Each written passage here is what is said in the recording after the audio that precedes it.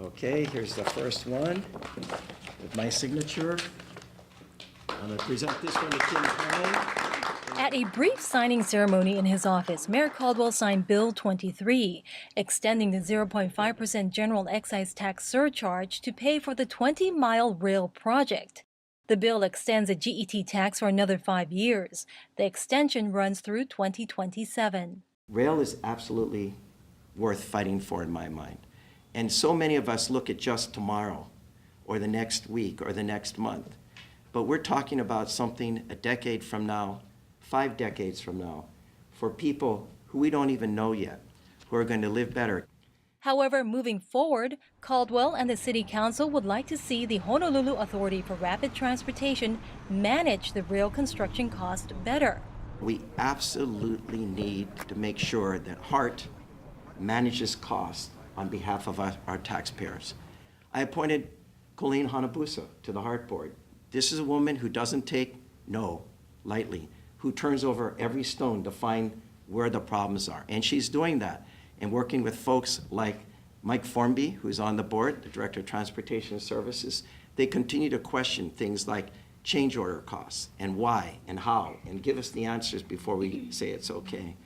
I reappointed Don Horner to the board, and he's now chair of the board. He ran the largest financial institution in the state of Hawaii. He knows finances, he knows how to control costs, and he's taking charge on that level. 3, I asked Michael Burns, who we hired, to look over what HART is doing, and he continues to weigh in with suggestions on how we can do a better job. It's just another set of eyes who's had experience building rail systems saying, have you thought about this? Why don't you do that?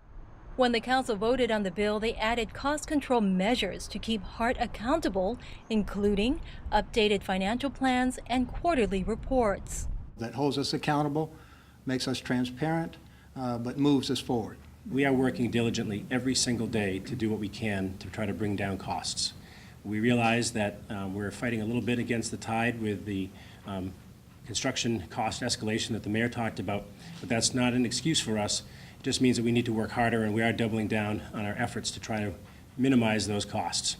The first thing we can do to try to minimize costs, and the mayor also talked about this, is to get the bids on the street as quickly as possible so that we don't have to speculate anymore. We'll actually know what the costs are. And I'm happy to report, Mr. Mayor, that we are prepared to put the city center bid out tomorrow, and that will be on the street. So what that translates into is that the 2 final bids will basically be coming in at the end of the, say, March, April timeframe for the airport section, and the 3rd quarter or so we'll get the final bids in for the city center.